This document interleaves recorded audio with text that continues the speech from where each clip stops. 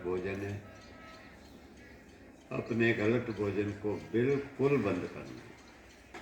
कुछ लोग कहते हैं थोड़ा बहुत तो खा सकते, कभी कभार तो नॉन वेज खा सकते, कभी कभार तो हम लोग मिठाई खा सकते, बिल्कुल नहीं।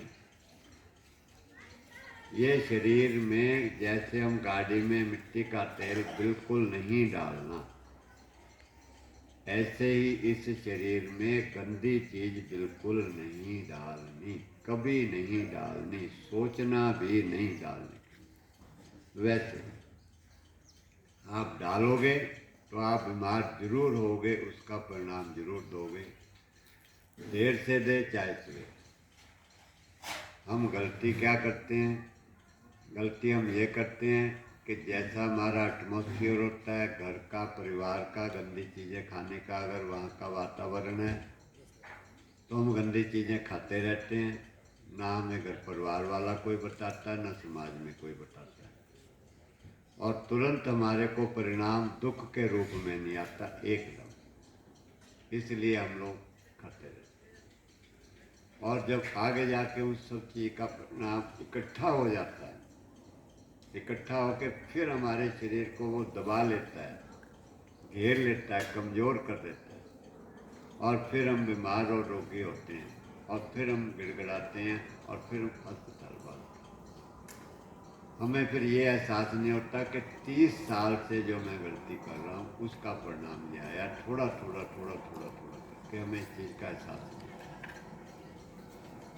और हमें लगता है कि बीमारी अभी आ गई है हमारे को, ऐसा हमें लगता है कि ये बीमारी अभी आ गई है। कोई कहता कीटाणुओं से आ गई है, कोई कहता जी आजकल चली रही है बीमारी है, कोई कुछ, और हम लोग ये सोच के बैठ जाते हैं कि चलो ये बीमारी तो ऐसे आ जाती है। हमें समझ नहीं होती है, क्योंकि ना कोई शिक्षा है ना हमारे को अपनी, इसलिए उसके बावजूद भी हमें समझ नहीं आती, फिर भी हम गंदी चीज़ें खाना बंद नहीं करते, ऊपर से दवाई खाना शुरू कर देते हैं, तो उसका प्रभाव और वर्स्ट होता चला जाता है, और फिर हम उसमें डूब जाते हैं।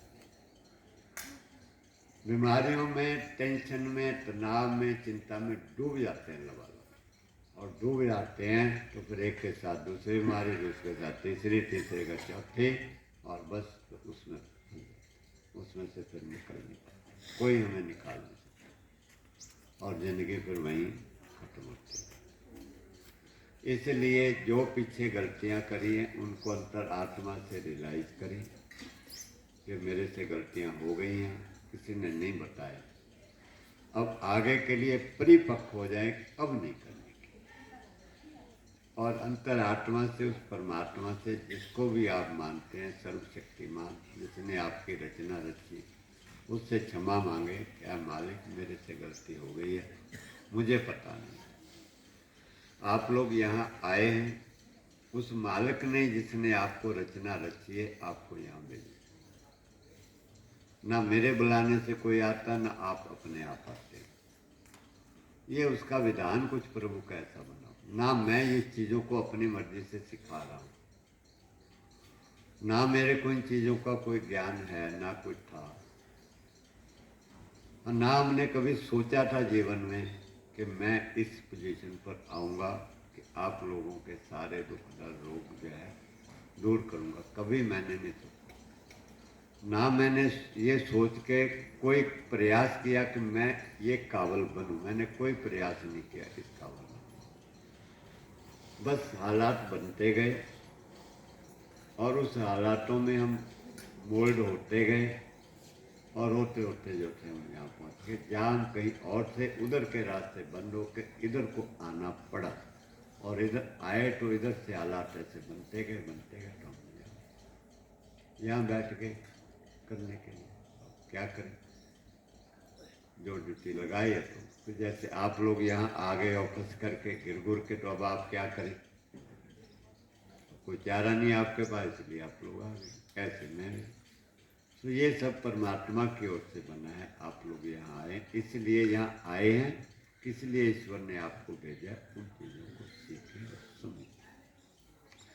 तो इसलिए जो चीज़ें घटती हुई हैं उनका एहसास करें, और उन बुराइयों को तुरंत छोड़ दें, तुरंत छोड़ दें। ये ना कहें धीरे धीरे छोड़ूंगा, ये ना कहें मुझसे छूटती नहीं है, और ये ना कहें ये तो ऐसी चलेगी, दवाई खा लेता हूँ। अगर आपके मन में ये भाव आते हैं तो आप ठीक नहीं होने वाले, अपनी दवाइयाँ खाते रहें। अगर आप तुरंत उन चीज़ों को छोड़ते हैं, छोड़ देते हैं और रियलाइज़ करते हैं अंतरात्मा से, तो आप तुरंत ही ठीक होना शुरू हो जाएंगे।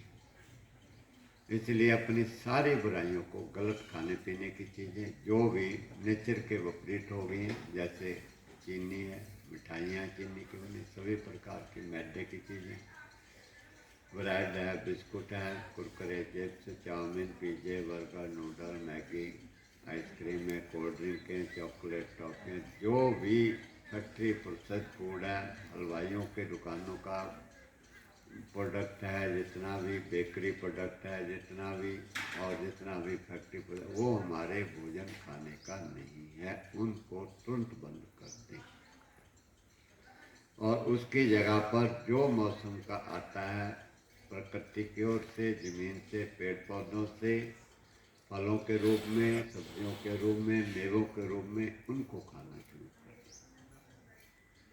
मौसम के अनुसार। तिलों का दूध पिए ताकत के लिए, नारियल का दूध पिए ताकत के लिए, स्प्राउट करके खाएं, चना, मूंग, मोठ वगैरह, नारियल की गिरी डाल के, थोड़े बादाम लें, फ्रूट दें, काजू थोड़े खा सकते हैं, खजूर खा सकते हैं ताकत के लिए, किशमिश है, फल हैं ताकत के लिए, रोटी सब्जी है, और मेथी, पालक, बथुआ, इनका जूस बना के पिए, हरी सब्जीदार का, गाजर, चुकंदर, आंवले का जूस पिए, जो भी है सलाद बना करके खाएं और इन चीज़ों का सेवन करें।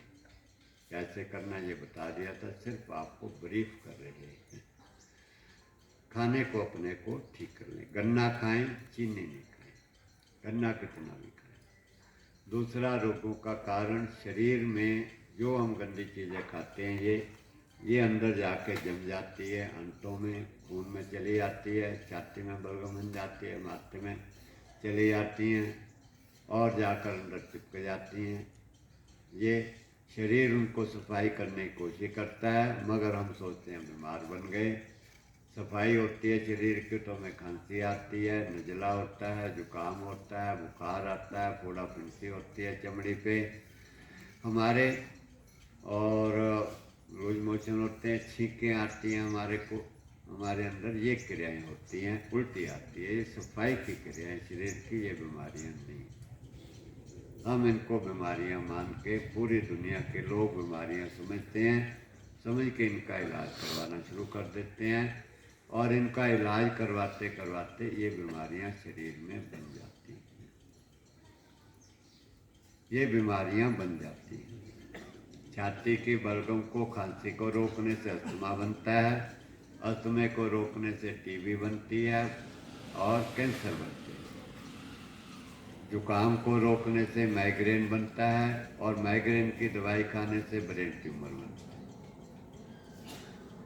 आंतों में अंदर में कब्जी होने से बवासीर बनती है, उसी से ही हमारे कोलाइटिस वगैरह बनते हैं, अंदर में जख्म हो जाते हैं, उसी से ही फिर आगे कैंसर बनता है, उसी से और ज़्यादा कैंसर बनता है। खून की गंदगी को रोकने से ब्लॉकेज हो जाती है, ब्रेन हेमरेज होता है, पैरालिसिस अटैक होते हैं, हमारे को अंतर में हार्ट अटैक आते हैं, किडनी फेलियर होती है। ये बीमारी हमारे अंदर बन जाती है और फिर हम उन बीमारियों को, पहले जो खांसी, नज़ला, जुकाम है, ये तीव्र रोग होते हैं, सिर्फ सफाई की क्रियाएं हैं। इनको रोकने से मंद रोग बन जाते हैं, ब्लड प्रेशर, शुगर, जोड़ों के दर्द, शरीर में पेन होना, सारे शरीर के अंदर में गैस बननी, एसिड बनने, शरीर के अंदर में अस्थमा होना, माइग्रेन होना, ये हैं मंद रोग, क्रोनिक डिसीज। एक्यूट डिसीजेस को रोकने से क्रोनिक डिसीज बन जाते हैं। क्रोनिक डिसीजेस को फिर दोबारा मेडिसिन खाने से डिस्ट्रक्टिव डिसीज बन जाते हैं, मार्क रोग, जानलेवा रोग, किडनी फेलियर जो है, heart attack, brain haemorrhage, paralysis attack, cancer, ये जो है मार्क रोग हैं, डिस्ट्रक्टिव डिसीज है, जिसमें हमारी जान जाने का खतरा बन जाता है, उसी से वो रोग हो जाता है। इसलिए खांसी नीला जुकाम बुखार के अंदर कोई दवाई खा के रोके नहीं, उसको जैसे बताया प्राकृतिक तरीके से भोजन बंद करके खाली सलाद पर जूसेस पर रह करके अपने अंतर की सफाई करके इन रोगों से को ठीक करें। आगे जाकर क्रोनिक डिसीज और डिस्ट्रक्टिव डिसीज नहीं बनेंगे। अगला उसका है कि हम लोग जो आदतें हमारी खराब है उनको ठीक करना है। जितनी भी आदतें हैं, जैसे बताया जाता है आपको कि खाना भूख लगने पे खाएं, बिना भूख के ना खाएं, भूख से ज़्यादा पेट भर के ना खाएं, आधा खाएं, डकारों का ध्यान रखें, खाते खाते पहला डकार आ जाए तो उस समय खाना बंद कर दें या थोड़ा थाली में पड़ा हुआ वो खा के बंद कर दें, ऊपर तक भर के ना खाएं। खाने को चबा चबा करके खाएं, खाने को 2 ही बार खाएं, बार बार नहीं खाएं भोजन को। और जो मौसम के अनुसार है वही खाएं, बेमौसम का ना खाएं भोजन को। दूध और दूध से बनी चीज़ों का सेवन ना करें। शुद्ध दूध मिले अपनी गाय तो पिए, वरना दूध की बॉडी को ज़रूरत नहीं है, उन चीज़ों का सेवन ना करें। उसके अलावा कब्ज ना रहने दें अपने अंदर में। पेट को साफ करें, पेट साफ करने वाला भोजन खाएं जिससे पेट साफ हो जाए। हरी पत्तेदार सब्जियों का जूस वगैरह भरपूर मात्रा में लें, जितना हो जाए। रोटी सब्जी ज़रूरत के अनुसार, जितनी आप मेहनत करते हैं, एक टाइम कम मेहनत करते हैं तो एक टाइम अनाज खाएं, अगर खूब मेहनत करते हैं तो 2 टाइम अनाज खाएं।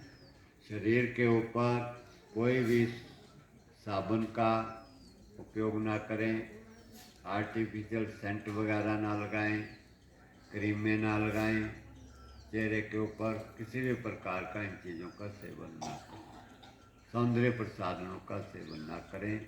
ये पशुओं की चर्बियों से बनते हैं, तेलों से बनते हैं, और इनका सेवन करने से चमड़ी खराब होती है हमारी, और पशुओं को कत्ल करने में बढ़ावा मिलता है। उन लोगों के कारखाने बढ़ते हैं, पैसा उनको जाता है, वो और बढ़ाते हैं, और इसलिए जीव हत्या बढ़ती है, गाय हत्या बढ़ती है। उसके पाप के भागीदार हम भी बनते हैं। और जो पैसा है ये पैसा कत्ल खानों को देते हैं ताकि उनकी आमदनी बढ़े और वो ज़्यादा आगे प्रोग्रेस करें। नशीली चीज़ों का सेवन ना करें। थोड़ा सा उत्तेजना के लिए थकान हो गई थोड़ी सी, चलो चाय पी लो। थकान हो गई थोड़ी सी, कोई टॉनिक वगैरह खा लो। दर्द हो गया, कोई दवाई खा लो। इन चीज़ों का सेवन ना करें। प्राकृतिक चीज़ों का उपयोग करें। दर्द भी हो रहा है तो मेथी का उपयोग कर लें, बथुए का रस का पी लें, कलौंजी खा लें, अलसी का वो बना करके पी लें काढ़ा। इन चीज़ों का मालिश कर लें, धूप की सिकाई कर लें, लौंग का तेल लगा लें, जो प्राकृतिक चीज़ें। गैस बन गई, जीरा पी लें, चाय की ज़रूरत है, जीरा उबाल पी लें, जीरा सौंफ अजवाइन की चाय बना करके पी लें। अपना दालचीनी की चाय बीच में डाल के पी लें, ब्रह्मी चाय पी लें, वो पी लें, संतरे के छिलके की चाय, गुड़हल के फूलों की चाय। ऐसी जो चाय है प्राकृतिक जो आपको बताई थी, उनमें से कोई भी चाय आप पी लीजिएगा, आपका चाय का मन पूरा हो जाएगा। मिठाइयाँ खानी है तो आपको मिठाइयाँ बताई थी। किशमिश की मिठाई पीस करके उसमें बादाम डाल लें, नारियल का बूरा डाल लें, खजूर पीस के उसमें नारियल का बूरा डाल लें। बहुत ही पौष्टिक और स्वादिष्ट मिठाइयाँ बन जाती हैं। तो मिठाइयों का सेवन करें। गुड़ की मिठाई बच्चे खा सकते हैं, उनको खिला दें। बड़े जो है मिठाइयाँ मीठा वगैरह ज़्यादा ना खाएं। ज़्यादा मीठे से दर्द बढ़ते हैं। जब बॉडी पूरी तरह डेवलप हो जाती है उसके बाद मीठे की हमें बहुत कम ज़रूरत पड़ती है।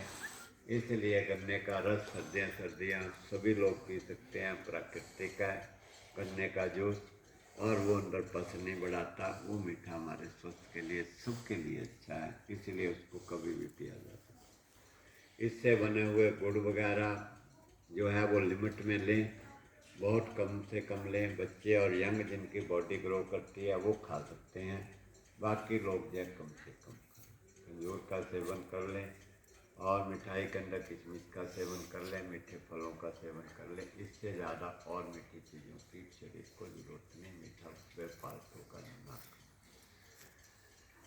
इसके साथ साथ अपने रोज योगासन प्राणायाम करें, मेहनत करें, काम चोरी ना करें। परमात्मा ने तुम्हें सुख के साधन दिए हैं, मालिक का शुक्रिया अदा करें। वो सुख के साधनों में आलस ला के अपने शरीर में कि खाने को मिल रहा है, मौज मस्ती हो रही है, हम क्यों मेहनत करें। नौकर हैं रखे हुए, नौकरानियाँ हैं रखी हुई, इसलिए काम उनसे करो और बैठ के हुक्म चलाओ, ये काम करो वो काम करो, और अपने अंदर बीमारियाँ बढ़ो। पेट बढ़ा हुआ है, वजन ऐसे हो रहा है, शुगर बढ़ रही है 400, घुटने खराब, गैस एसिडिटी अंदर में, बीपी हाई, कैंसर अंदर बन गए, थायराइड हो गया, माइग्रेन हो गया, दुनिया भर की बीमारी अंदर भर ली।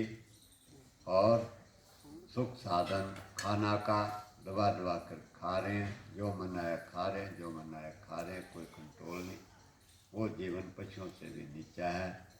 ऐसे जीवन से तो गरीबी अच्छी है, पशुओं का जीवन अच्छा है। इसलिए अपने सुख साधनों के वशीभूत होकर अपने शरीर को रोगी न मेहनत करें। खोखला अहंकार अपने मन में जो बड़ेपन का, इसको निकाल। कितने भी बड़े बने, अपने अंदर विनम्रता रखें, निरहंकार रखें, छोटे से छोटा काम करने में हिचकिचाए नहीं, अपने बेइज्जती महसूस नहीं करें। छोटे से छोटा भी, झाड़ू लगाना है, टॉयलेट साफ करनी है, अपनी कपड़े धोने हैं, अपने बाथरूम साफ करना है, झाड़ू पोछा करना है, घर में कोई काम करना है, कोई छोटा काम नहीं। जब हमारे अहंकार आता है तब हम छोटे बनते हैं, जब हमारे निरंकार हो जाते हैं तब हम बड़े बनते हैं। मैंने टाटा रतन की बात बताई थी, कल वीडियो सुनाई थी, आपने सुनी थी, मेरे को बहुत ज़्यादा प्रभावित हुआ। मैं भी गाड़ी में जा रहे हैं, बड़े बड़े मैनेजर साथ हैं, बड़े बड़े मैनेजर, टाटा रतन मालिक का सारी फैक्ट्रियों का। जा रहे हैं, रास्ते में गाड़ी पंचर हो गई, तो पंचर वाले को गाड़ी खड़ी करके मैनेजर सब कोई उधर फ़ोन पे बात कर रहा, कोई उधर कर रहा, कोई उधर कर रहा। और टाटा रतन को देखा कि वो कहाँ है, कोई बात करने की जरूरत पड़ी, ढूंढे कहाँ गए कहाँ गए कहाँ गए कहाँ गए। जब देखा और टाटा रतन अपनी टाई उतार के, अपने बाजू के कपड़े ऊपर चढ़ा के और पंचर वाले के साथ पंचर लगवा रहे हैं, टायर पकड़ रहे हैं, उसको मदद कर रहे हैं पंचर। इतना बड़ा कंपनियों का मालिक को अरबोंपति होकर के टायर का, और जो कुछ भी नहीं है उनके पास नौकरियां करते हैं, उनमें अहंकार होकर के कारण हम बहुत बड़े हैं, और विवाद करे इधर करे इधर करे कि वो करेगा काम, हम क्यों आते हैं। उनको पूछा गया कि साहब आप टायर पंचर लगा रहे, लगा देता लड़का। कहते नहीं, अगर मैं थोड़ी उसकी हेल्प करता हूँ तो समय बच जाएगा, काम जल्दी हो जाएगा, इससे हमारा क्या जाता है। कितने ऊंचे विचार। इसलिए अपने विचारों से, अच्छे गुणों से महान बने आप। खोखले अहंकारों से मन में धार करके छोटी छोटी प्रेरक के अहंकार से अपने जीवन को कराएं। अपने सुंदर कपड़ों से सुंदर नहीं बने, सुंदर गुणों से सुंदर बने। अच्छे गुणों को धारण करके बड़े बने, और बड़े बनेंगे और सम्मान्य, रियली सच में आप सम्मानित तभी होंगे जब अच्छे गुणों को धारण करें। आपके अंदर महानता के गुण होंगे, तभी दुनिया आपका सत्कार करेगी। आप सच्चे आदरणीय होंगे, आपके परिवार का आदर होगा, आपका आदर होगा, आप देश का आदर बढ़ाएंगे, सबका सम्मान बढ़ाएंगे। हम कुछ अच्छा करते हैं तो हमारा सम्मान के साथ साथ हमारे माता पिता का सम्मान भी होता है, हमारे गुरुओं का भी होता है, देश का भी होता है, और हमारे सारे समाज का भी सम्मान। टाटा रतन के ऐसे भाव, ऐसे विचारों से उन्होंने सारे देश को सम्मानित किया, अपना भी सम्मान बढ़ाया, सारे देश को सम्मानित किया। और हमें भी प्रेरणा, आप भी प्रेरणा उनसे, ऐसे अच्छे गुणों से हमें भी प्रेरणा मिलती है कि हम भी उन गुणों को, ये महानता के गुण हैं। ये टुच्चू गुण नहीं है, इधर से कुछ ले लिया, उधर से कुछ ले लिया, उधर से खा लिया, उधर से खा लिया, ये सब बहुत घटियापन से आते हैं, हमारे को नीचा गिराने वाले। इससे हमारा जीवन अपमानित भी होता है, दुखी भी होते हैं, रोगी भी होते हैं, और जीवन बर्बाद भी होता है। इसलिए अच्छे गुणों को धारण करें, रोज रोज सेवा करें, जितनी हो सकती है। ध्यान परमात्मा का रोज करें जितना हो सकता है, और सत्संग रोज सुने, ताकि मन हमारा उधर लगा रहे, मन हमारा उधर से विचलित नहीं हो कभी भी।